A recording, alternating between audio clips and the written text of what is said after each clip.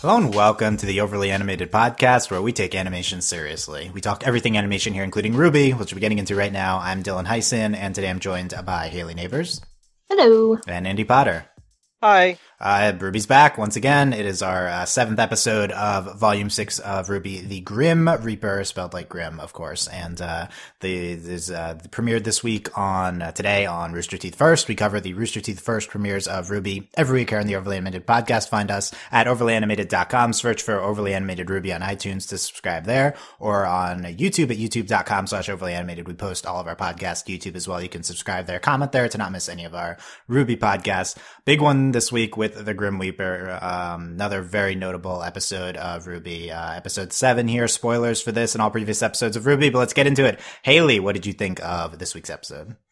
RWBY is so good. Like, it's What? so good. Are you sure you're talking about the right show? No, just kidding. Right? Like, seriously, though, it's so consistently good this season. And even this episode, which had a lot of different things going on that were not really connected necessarily. Like, there was a lot happening in this episode, and it was a short episode, but it felt really well paced, and it didn't feel like you were had whiplash from all the B, A, and C plots. And it was so good, and I really enjoyed all the characters' parts. Young Maria is I know I say this for every cool female character that arrives, but she's my new favorite character. I love her. I want her to have a spin-off show. She's so cool. I want to see all the stuff before that Crow was talking about, because she just seems awesome. And this was such a good episode of showing her power, and it was really dark and dramatic and great. So that was awesome. Salem and Neo are together, which is great. I'm happy they didn't just shuttle Neo off to do something else. I'm happy she's staying in the storyline. And I like where they're going with that. And you know what? We've been afraid this whole season about Jean and Team Nurture coming back. And it was actually really good. And I was happy with Jean. He seemed actually nice and concerned for them. And it was great. Yeah. And in honor of that team and J, whatever they are now, we have a name for us. We're Team Da. D-A-A or D-A-H. There we go. Oh, that was a deep cut post podcast last week. Okay. Yeah, yes. that was last week. I completely forgot. I completely forget. Dylan, Andy, Hayley. Okay. Because it's long overdue. We need a team name, so we're Team Da. Yes, also my initials. That's interesting. There you go. That's call us that in the comments. Okay, yeah, we can get stuff, Hayley. We can stick Young Maria in Genlock. I think that'll be fine. And speaking of, Andy, give us your thoughts on this week's Genlock preview before RWBY. Hot take. There was one? Oh my God. Get at don't you? I'm so disappointed. Okay. Don't skip the Genlock preview in the beginning. How dare it's you. very important. I'm keeping myself fresh for when the show comes out. Okay, you don't want to be spoiled for your favorite I don't want to be spoiled by the... That's fine. Okay, that's a good answer. That's a good answer. Okay. Andy, what did you think of this week's episode? Again, like Hayley said, this show is just good now, and it's stunning to me. We've had 7 good episodes in a row, and it's incredible, because this episode, there's obviously stuff here that we personally will like. There's a cute lesbian couple, and I forgot about them. Yes, yeah, all of that. Forget. How did you forget? I wrote a note about them, and I forgot. Number one about them. part of the episode. Yeah. Really. Yeah. But even apologies. But even without even that notwithstanding, this episode is just good. We get plot progression. We're not in this wooded, snowy area anymore. We're actually in a new place. We got an awesome fight scene. It's just crazy. The plot is moving. The characters are compelling, and we have things happening that I enjoy watching, which is just a crazy departure from the last couple seasons. That's a stunning review, Andy. RWBY has things happening that I enjoy watching. You'd think that would be a basic requirement for watching the show. Yeah. No. Okay. But it isn't always. Okay. I mean, it's certainly Volume 4 mostly did not have that, but okay. Yeah. This is a really good episode. It's notable in that it's oh my God, the streak keeps going. It's number 7 in a row. But I actually think this might be the second best episode of the season, at least for me. I mean, last week's episode was fantastic with the horror elements, and so I think that was last week. And that was more consistent, like more of a like that didn't break apart at all. And this episode has a ton of stuff sticked into it. So if you like, if you're going for like one unit, then I think last week is going to stand out more. But this week's episode has the Maria flashback as the Grim Reaper, which is one of my favorite scenes of the show ever. Good. I can't overstate how incredible that scene is. Like, I don't know, is it number one? I mean, there's got the entirety of the Lost Fable is better, but like this specific, that's like top moment for me this season was that scene. The 1 minute fight scene. Honestly, It's just the whole flashback was incredible. The whole flashback, the Nevermore turned to stone in the sky. Oh my god, it's an incredible visual. The whole thing is just stunning. Like a stunning production all around, everything with young Maria. I so love that part of the episode, and the rest of the episode is also good. I think the Cinder and Neo scene in the beginning is good. I think that we get just this scene in particular stood out to me is when we get this moment where they're like, welcome to Argus, and we see them driving up to the city, and we see the scenery all around them, and because it's not a necessary scene to like have it there, and the piano, this gorgeous piano version of the opening behind it. And it's like, this doesn't feel like a RWBY scene. This is like cinematic and beautiful, and it's gorgeous. It's absolutely not needed for the plot or for anything, but it was just there because it really like frames the moment of like that this is a moment, this is a point in the season, this is a big moment, and at the same time it was just stunning. And it helps just like split this like crazy fight section and then the slice of life stuff in the city. It's this great breathing room. Yeah. It makes everything flow so well. It's like that almost is like even more impressive to me. Like, I know the show can execute on fight scenes. I didn't really know it was capable of that type of scene. Which I've said multiple times this seson, I think. So I mean, honestly, I'm convinced that the show can sustain what it's doing right now. I'm not sold that we're going to end satisfyingly, because I'm not sure we haven't done that in a while. Let's say we haven't done that in a while. But we haven't had a 7-episode streak also. Right. So like anything's possible. But like sticking the landing is going to be tough. Sticking the landing is one thing, but I fully expect next week's episode to be good, which is not really something I've ever thought before. And not that I thought it would be bad, right? When I say the show is good now, I don't mean the show is bad before. I just mean it was okay before, right? It was like okay to good. Now it's like always good. That's the difference. Crazy. So and then the Argus, the introduction to the city is gorgeous. It is unnecessary stupid exposition, but I don't care. And then we get pretty fantastic queer representation with John's sister. And she's a great character, and her and her wife are adorable, and everything in their house is pretty fun. So like and then the ending doesn't really work, but whatever, of the episode. But like, just wow, just what start to finish, what a engaging, good, at times incredible, honestly, episode. I don't know, like this is just consistently impressed in different ways by this show. I don't know, like, it's the biggest upset of the year with that. It's and this isn't to rag. The point of saying it like that isn't to rag on the show previously. It's to show the improvement. Like it's to highlight the improvement that the show has had, and to highlight this incredible work that's been put in by the whole team. Because the moments that stand out are just like ones that you can really tell visually, audio, just everything is from writing to the end of the process. It's just firing on all cylinders here. The team should just be really proud by how they've improved over time here. This is just incredibly impressive. If for a studio show, it would already be impressive, and they should be proud for an indie studio. It is. It's crazy how they did this. It's amazing. Yeah. Okay, well, I want to talk about the Maria flashback to start off. Yes. We got younger Maria. She's the Grimm with 2 M's Reaper. How has the show not made this pun until right? 5 and 6 seasons to make this pun? They certainly had this idea before season 1, because how could you not immediately think the Grim Reaper?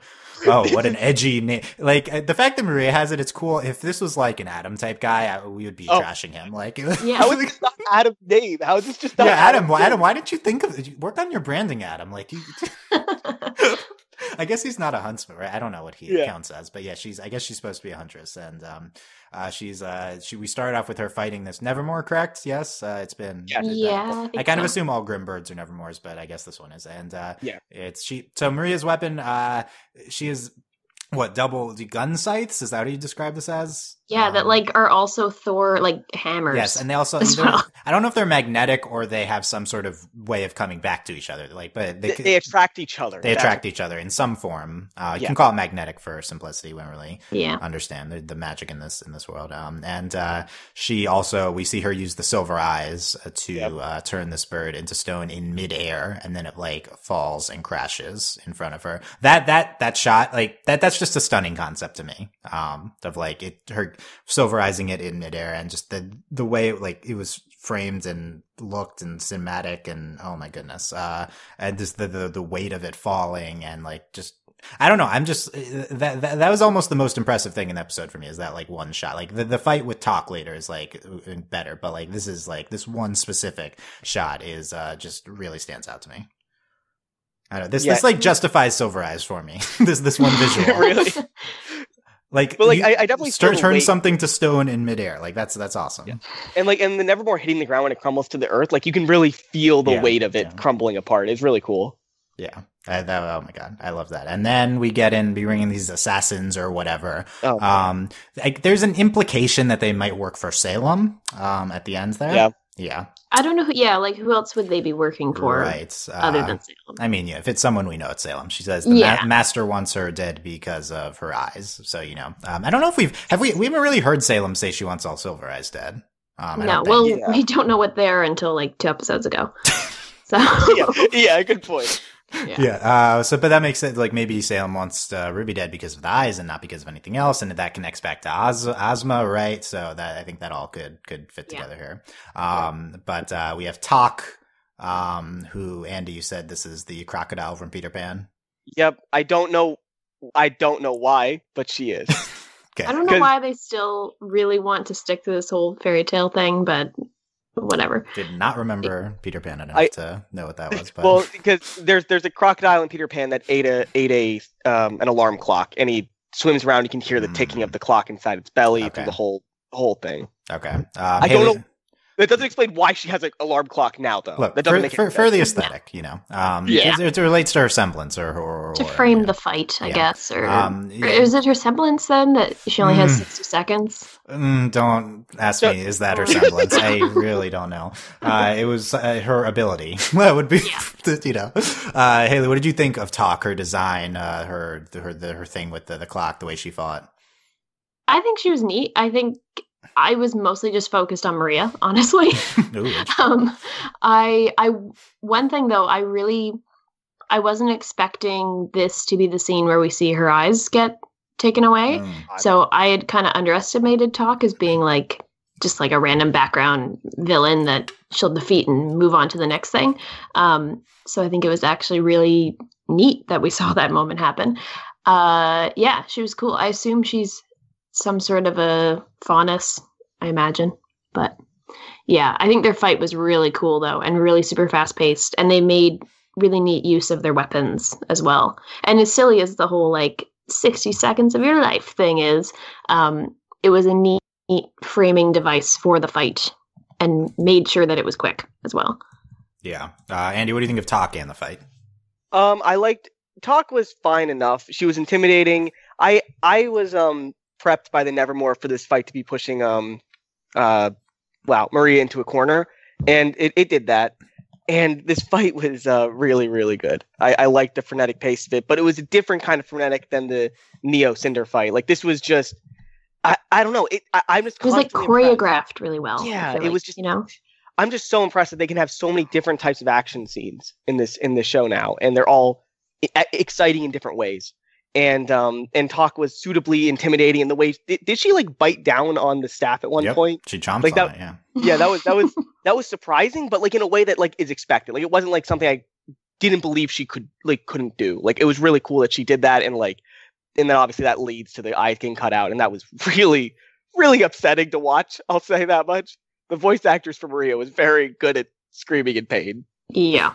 Yeah, it conveyed the anguish. I love talk. This is like the character design for me is maybe the best nonsense one-off side character since Sienna Khan. So like this is she just like really jumps out at you in everything about her with the alarm clock.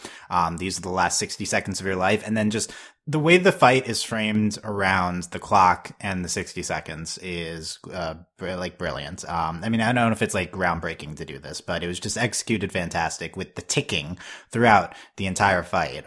Just gives it this sense of this sense of like impending doom almost, and this weight to it, and it's just and also like the fight is exactly 1 minute. I looked at the timestamps. Like this is that's great. It's literal it's so it's very gimmicky. I was all in on that stupid. Like it was fantastic. We get this 4-on-1 with Maria. She's deflecting bullets with the scythe. She combines them into one. Then Talk like bites on it and then headbutts her mask off. And then like slashes her eyes. I think this is one of the best fights of the show. I agree, Dylan, but I think that it can't be stated enough that they could have just started with these the flashback could have started with her getting ambushed. They didn't have to have the Nevermore. But I think the Nevermore sequence here makes this fight work because it's like this 30-second sequence where in that time we get her fighting in Nevermore, which is a creature we understand the power level of because we've seen Team RWBY fight. We get this sequence that's a little slower where we get to learn how her weapons work. And we get the sequence where she uses her silver eyes when she's backed into a corner. And it like sets up perfectly how Maria fights in a more contained, slower environment before she gets pushed to the limit here. And I just love how that leads into that fight. It's so good. It's this whole flashback is so amazingly well constructed. Yeah, and also introduces her character as this huntress and stuff, and just really does all this perfect setup in a very short amount of time. And even this fight too is it's in 1 minute. It's a very short amount of time. The post fight thing with her eyes, her crying out, the time ending and mentioning Salem, and then she she throws the scythe away seemingly just in a latch effort, but then she magnets it back into her back and then she slashes at her. I love that because I feel like that, along with all the rest of this fight scene, really kind of showed to us why people like Crow are in such awe of this person. Because really she would have won that fight if they hadn't gone for her eyes. And even at that moment, she was like still strong enough and thinking enough that she was able to do that like sick move at the end, which was great. So like I totally bought why Crow and all of them are like, oh, you're the Grim Reaper. Like it's a big deal. Even though she in this fight got defeated, kind of, you don't question that she is actually a powerful character despite that. She's effective for sure. And the gimmick with her weapon I think was fantastic. The boomerang type thing. And that Crow based his weapon. Yeah.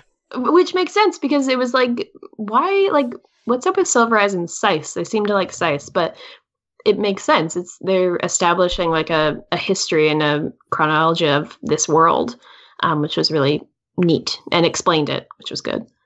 Yeah. Just overall, some of the best. I don't know how long this was. 3-4 minutes of the It was so good. 5 minutes 6 like of the season of the show. And I loved her character design. Her younger self, like her outfit was really great and had a neat like callback to what we have seen her in. And just the backgrounds were gorgeous and the sets were great, and it was just so good. It was so good. Yeah, a lot of it had the kind of this gray color palette, I think, too. Yeah, the whole Grim Reaper, like she was really leaning into that aesthetic. It really felt like we were in her realm, even though because it was a flashback for her. We were like delving into a place that she like thrives in. Yeah, for sure. Yeah, so I don't know. This is something I'm genuinely going to go back and rewatch. Like, even though I've already watched it 3 times for the podcast, like this is just like so good. I'll just watch it on my own. Like that's high praise, I think, considering we dive into this so much covering the podcast. Let's briefly to the Cinder and Neo scene in the beginning. They're in the relic house from last season. I don't know, the cave. Cinder wants to get the relic before it gets to Atlas. Okay. I don't know if we knew exactly what Cinder was doing, so we're enumerating, what's going on with her. She says Salem instructed her not to kill RWBY, but Neo can. So they handshake to go to Atlas so that Neo can kill Ruby, basically. Pretty much. Yeah. And like I said earlier, I'm happy that that Neo is still involved in the storyline, because I think it would have been pretty easy for them to find some excuse to get rid of her. But I'm so happy she's staying, and it seems like a really neat storyline, the two of them working together. I think it's much stronger than just Cinder like out on the hunt for Ruby. This is better, even though Neo doesn't talk, but it's just better. And this, I really feel that Neo's going to betray Cinder. Like this really confirms me that she's. Yeah, that was one of my two questions here. Is will going on Neo there. agrees to help, but will she ultimately turn on Cinder? Oh, definitely, 100%. I think she's using her to get to Ruby, and then we'll turn on her, or we'll like betray her to Salem or something. Right. I guess if Neo blames Cinder and Ruby for his death, then just take them both out.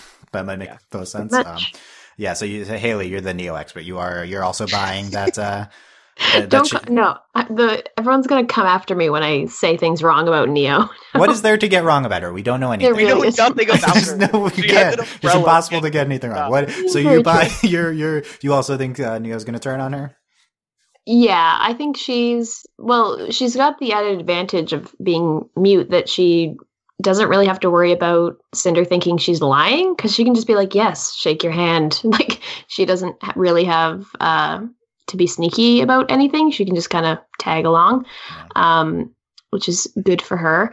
I don't think I think she's using Cinder to an end, basically. I don't know if she wants to like get to Salem somehow, or just for the pure sake of revenge, but I think they're accomplices, like they're allies to a point, basically.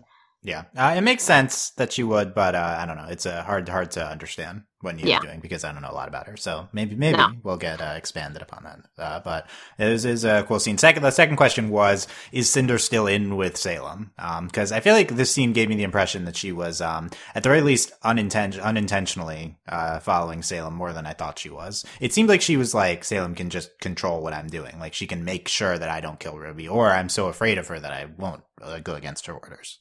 Yeah, she's not like a passionate follower or anything. I think she's just kind of maybe sees that that's really the only way that she's going to move forward is by working with Salem, because otherwise Salem's just going to kill her, right?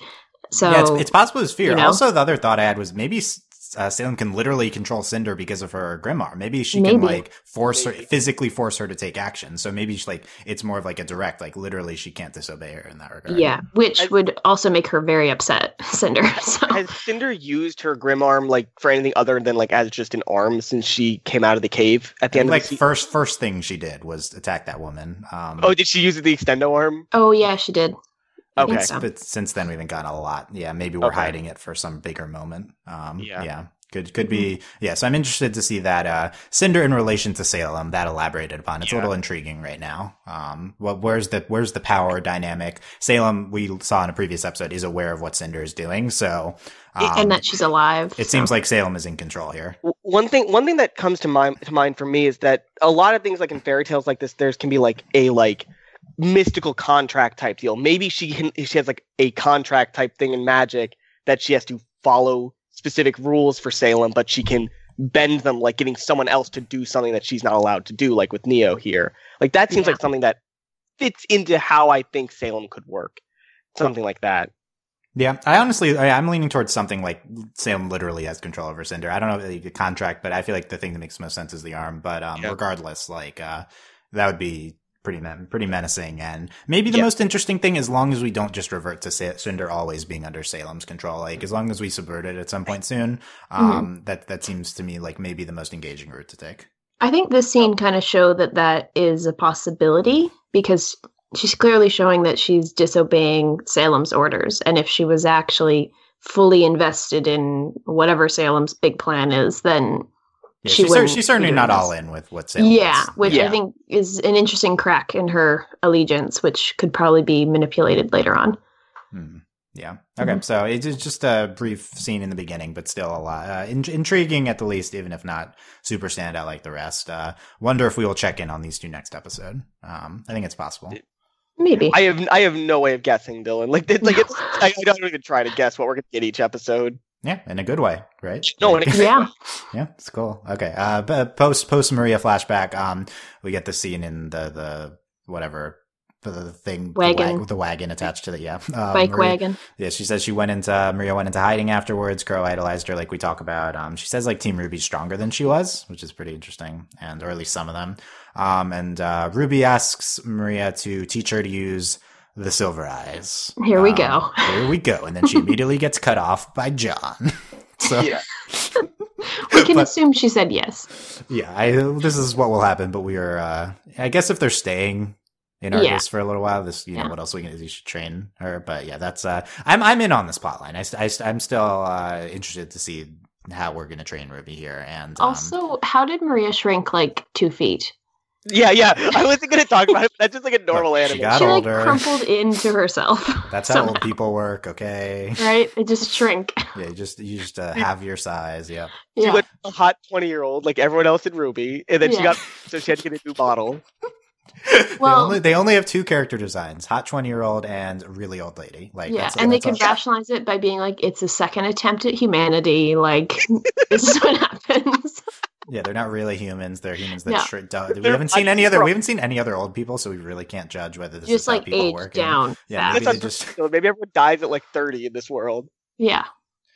yeah. You never I mean, that's know. why we only see 20-year-olds. Yeah. Like, everyone dies at 30. Wow, this is a hot Maybe hot it's theory because now. of the Grimm also. You could rationalize it that way. Like, they're just always killing people. Yeah, Maybe that's- everyone just dies That's from the the less Grimm. fun way. That is less fun. Everyone just die. Might be their actual explanation. Yeah. Okay. Yeah. So yeah, that's Moving on. looking forward to the RWBY training there. We talked about this scene, the driving to Argus set to the piano version of the theme song. Gorgeous. The So backgrounds in this are some of the best ever in the show, I think. hmm The Yeah. detail on all the buildings in Argus as well were just like Yeah. so painstaking and amazing. Yeah, well, let's get to Argus in a second. Where the Ranger reunion. Nora, a cute boy Oz, she yells out and then tackles Oscar. No thoughts on that? Well, if we're avoiding Rose Garden because of potential incest, then I guess that's a good alternative.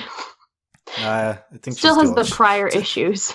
Not that RWBY is that much younger than the rest of them, but Nora definitely comes across as too old for Oscar. Yeah, definitely. Yeah, we get interesting hug combinations here. We get Yeah. Yang and Ren, and then Blake and John. They've never said a word to each other, I don't think. No. Probably did in season 1 or 2. Probably. Get a little side hug there. Yang and Ren, full hug. Yeah, they had a moment. People ship Yang and Ren apparently. So Really? that's I a don't thing. see it. I don't know. What, you don't see it? Okay. Bumblebee forever. But then, Oh no. the most important, we get an epic Lancaster hug between RWBY and John. And Hayley was loving it, right? Well, no. Okay. Oh, no? Oh. Really? No? No? Okay. Watching it myself, really not supporting Lancaster at all. I thought it was a beautiful little platonic moment of them being like, "You're alive, yay." And it seemed like John was actually not terrible and was really like showed like legitimate concern for his friend's well-being, which was super sweet. And maybe I'm ignoring romantic vibes off of it, but I think it was pretty sweet. It was good. Like, good job, John. I wish it didn't last quite as long as it did, but Very long. it was quite good Okay. in comparison to other moments that they've had. Andy, Hayley is in on the Lancaster platonic No. hug. So what? Platonic. Very what? platonic. That's what I said. Yeah. So you're also in, Andy, I assume. I just didn't like it because it felt so romantic, and I don't want it to be, Dylan. Like, I was actually okay. So you actually thought you actually read romance in that scene? I read romance. I ignored it somehow. I read it as romance, and I was kind of upset with that because I think the rest of this scene reads as platonic. Like, the rest of the scene, other than this hug, including the follow-up with John's sister. Like, but just this one moment feels romantic and it just kind of like takes the rest of the, like, no one else is in the scene. Everyone else is like pushed to the side, and it's just them hugging, and it just feels so out of place. And I don't like it even for that part too. Yeah, in terms of my personal way I read the scene, it was obviously not romantic. Like, I didn't see that and was like, oh, this is romance. Like, I saw this as you know, a relationship that's apparently important to the show for some reason, that they're backing each other alive. So I think like Ruby and John, the show has focused on them specifically in the aforementioned volume 4 to a large extent, with the post Pyrrha era, with what we're getting into with them. So this is something the show has spent a lot of time with these two characters, although not, again, the show doesn't, you know, it wasn't recently, but you know, it's not like, and Ruby and John have talked a lot recently, but it's to us it's not as important as it is to the show. But my skeptical Ruby has screwed me over before says that that this is romantic, so I am hoping not. I do agree that everything after this is clearly not. Ruby does smile at him for a long time. I honestly don't think the show is, maybe I'm just too high on the fact that the show has been good for a while now. I honestly don't think the show is going to do this. It's not even like, at this point, it's not. At this point, it's mostly just coming from a place of, I don't want this to happen, not from like, I think it'll be bad. It's like a personal thing, and I think that's a hard lens for me to pull away. You know what I mean, Dylan?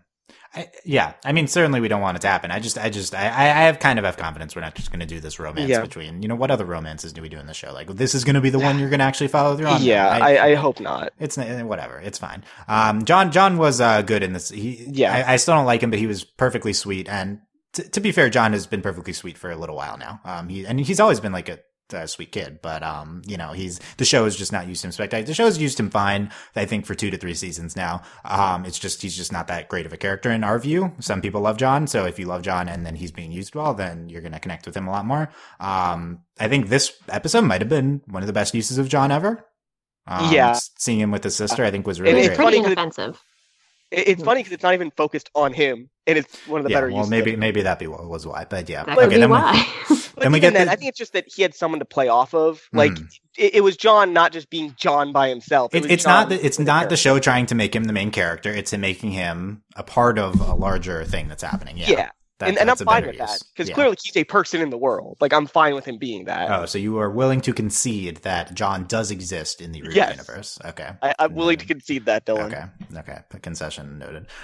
We get this introduction to Argus, very San Francisco-y vibe to this city. It is very hilly. They are riding a trolley. Those are the 2 most notable characters of San Francisco. So there you go. Hayley mentioned the details on all the houses and stuff. You were liking seeing the city here, Hayley? Yeah, it was just gorgeous. I also really liked how, I know it was like exposition-y, but I think they did it well. Talking about how it's kind of an independent city, which was a really neat concept, actually. And I think it puts the city kind of in a different state of mind than some of the other places we've been in, and makes it, like, if you think back to, I guess it was last season when we were going to, like, I don't have a sense of what Haven is or looks like. And that was like the end goal for so long. We were there for a little while. Whereas this little scene of maybe like 30 seconds, really, I feel like I have a much better sense of this town or city, and that I'm actually interested to explore it in subsequent episodes, which is great. And it's just beautiful, and seems like a believable place where people live, which is just like, good job, team. Like, it's so good. It's so good. It was really great artistically. I think Haven also had a pretty good introduction. It wasn't really followed through on an interesting way because they stayed in the same house, but they did have a pretty fun introduction. Andy, what did you think of seeing Argus here? I'm just really confused why, of all the cities we've seen, this one had the best introduction. Like, this is just, it feels like something must be happening here. Because it's in the best season.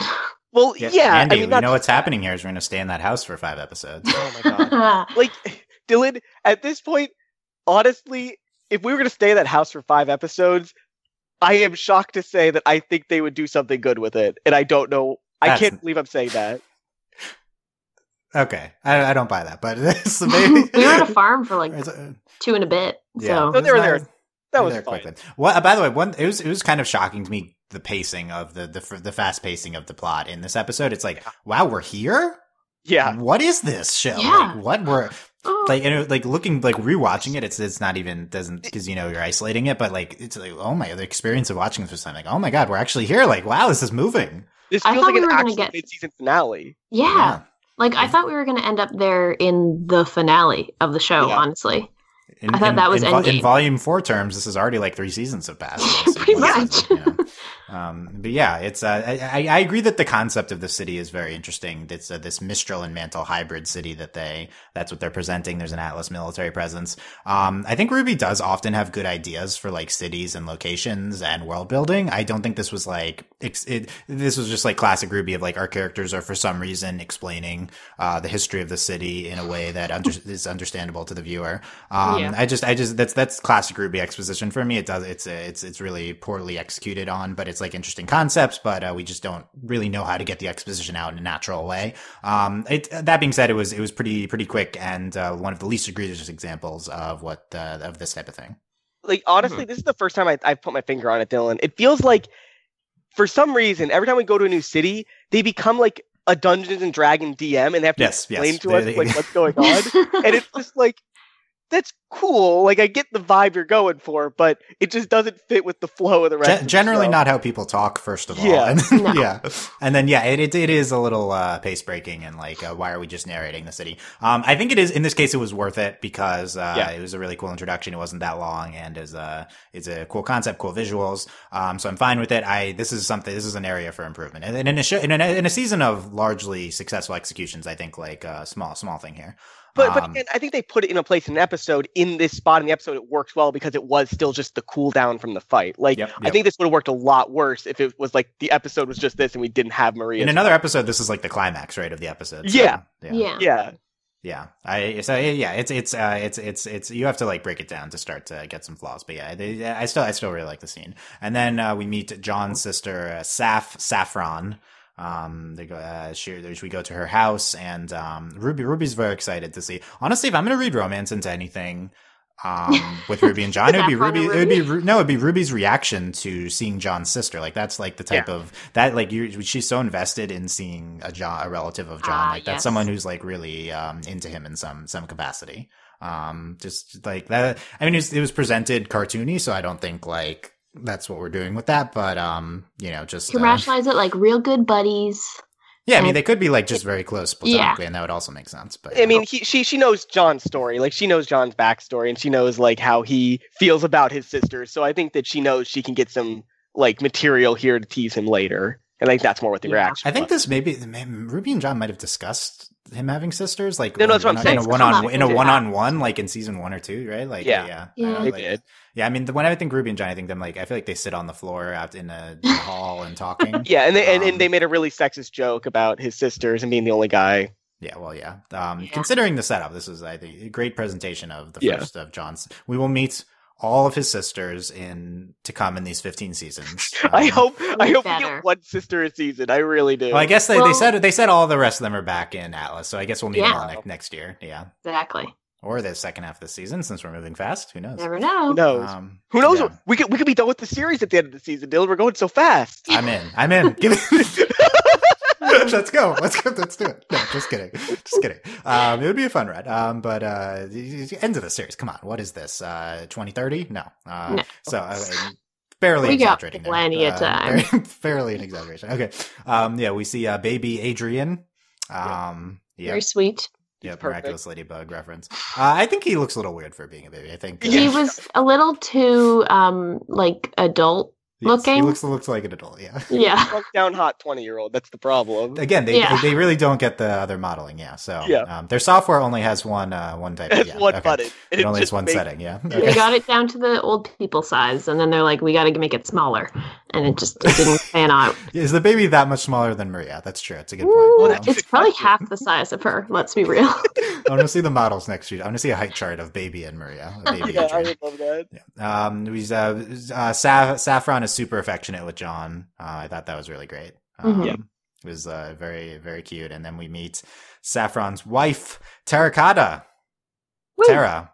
Yep. Yeah. I don't know why you need to say her that full tripped name me up. Right. Yes. They are on the couch holding hands together. So casually. It was so sweet. We were promised another queer character this season, and here they are. So But it looks like we're going to be, at least we'll see them again next episode. So at least it's not a one-off character. And I think the presentation of it's side character queer representation. So it's not like we're shouting from the rooftops about, wow, RWBY has queer representation this episode. It's not Bumblebee. More of a one-off side character. It's, if we do like main characters, that's like so much more of an impact that people have watching.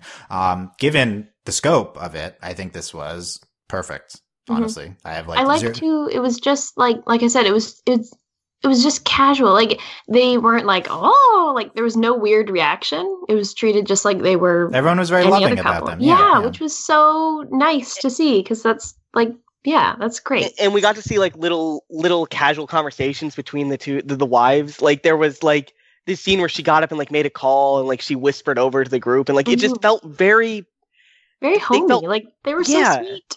Yeah, Saffron goes to help her with the groceries. She like hurries up, like it's like, given that we spent like an hour complaining on last season's one with the Ilya stuff about the queer representation, I have like zero criticisms here. Yeah. This is like a different scope. Ilya was a significant character to the show, is like significant plot wise. Yeah. I think this was pretty fantastically. It was presented. So wholesome. It reminds me of this anime Anime. This season had a one-off queer coming out episode for a side character in episode 3 of that show, and it was just meant very positively. But everyone was very loving, and it was like very like wholesomely presented, and like a seamless part of the narrative as well. So I think this show's like, this is very easy to do. Why aren't we doing this more often? Yeah, right. And I think they're definitely side characters, but I imagine there's something up with Tara's work that's going to play into things later. So I don't think like this isn't the last we're seeing of them. Hopefully nothing bad happens to them because I'm a little concerned about that. But we'll see. So we learn in slightly clunky exposition that Tara is a technician for the relay tower, and that the military's radar system is next to the relay tower, and Tara is being blamed for the interference with the radar system. There's no purpose of that being in this episode, so clearly it's gonna pay off I'm thinking maybe it's like Dr. Watts or something. It's Adam. Oh, it could be Adam. Stop! Don't, Andy. I don't want Adam. Andy, you're hell bent on bringing up Adam in this podcast. Get rid of him, Andy. You are encroaching in my safe non-Adam space here. Okay, like what? I'm going insane because they kept telling us this was the season of Adam. He hadn't showed up at all. You're just so hell bent on bringing up Adam. Why are you such an Adam fanboy? You're Andy? So in love with Adam. He's on your mind constantly. I want him to show up so they can kill him. See, I support that. That's okay. I want him to show up so they could kill him. Okay. That's fair. That I'm good with. But he can't stay for more than an episode. Like, then he's overstayed his welcome. He had that one scene in episode 1. And that was enough. I think it was really just wrapping up last season. Like, I don't think he's that big of a... I don't know. I'm not convinced he's a part of the season. He hasn't progressed anything. He's not affecting anything that's happening. I don't know why we showed it. It's episode 1. That is a fair. He could be involved in the stupid... or it could be Salem, or it could be... He's on a separate timeline. Don't stop. Okay, no timelines here. No Adam, please. This could also just be an Atlas government conflict thing. They are locked out of the military base at the end, so we'll see what is up with that. I've seen a lot of skepticism that they know high-level Atlas people, and also they have a Schnee with them. Why are they being denied here? So we'll see if that's elaborated on next episode. I think they'll be like, hey, we know high-level people and have a Schnee, and they'll be like, oh, cool, let's open the gate. Resolved in one episode. I have total faith that will happen, JK. I think the gates closing was just like dramatic, but they didn't actually talk to anyone. Was I the one? Did you guys also not like the ending with that scene, the gate closing? Yeah. It felt like one of those things where, again, it felt like it'll play better if you're watching the Netflix version. It'll be fine because it'll transition right to the next scene. Yeah, but the end of this episode is like that's the end of this epic episode. That's maybe I don't think it complemented the rest of the episode well. I think maybe it kind of works in the sense of if this is like our mid-season finale, that's like okay, this is the next kind of storyline we're going into. I think it's getting going, but I think it's interesting that it's kind of been a consistent, not complaint, but thing we've noticed that a lot of these episodes end jarringly this season.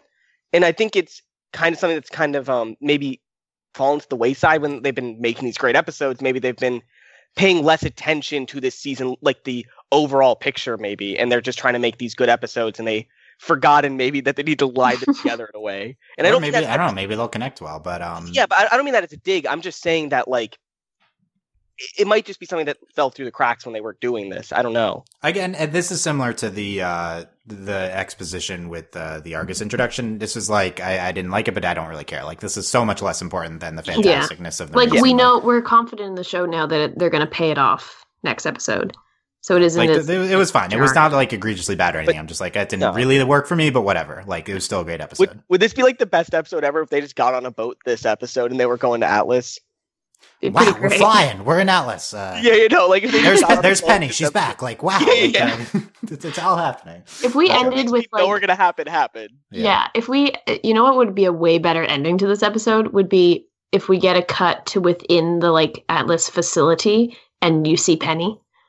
That would be awesome. Well, that's what we wanted from the stinger. I don't know why I thought you were going to say Tyrion. Andy, you're the only one that's always thinking about Tyrion's tail. Okay? I do not care about Tyrion. Tyrion's tail. Adam. What else is Andy standing in this show? Probably John secretly. Yeah, John Lancaster. I talk about Crow a lot. You do talk about Crow. Yeah, you do like Crow. Well, I don't like Crow. I think Crow could be better. Number one fan. Let's be honest. We like Crow. He was good. This was a good episode for Crow, even though he does not appear a lot. I think giving him some his character some context and I also think that this episode reinforces my theory that they're pushing for Crow to have a change of heart or semblance during this season, because it definitely felt like, why are we doing this with him and the Grim Reaper? Why are we giving us this backstory unless we're trying to show that his foundation is crumbling and he has to rebuild it? That's an interesting point. Yeah. I would absolutely be in favor of changing that dumb semblance. So let's do it. Please. Okay, so there you go. There's the Grim Reaper. Hayley, final thoughts here. I'm just so happy.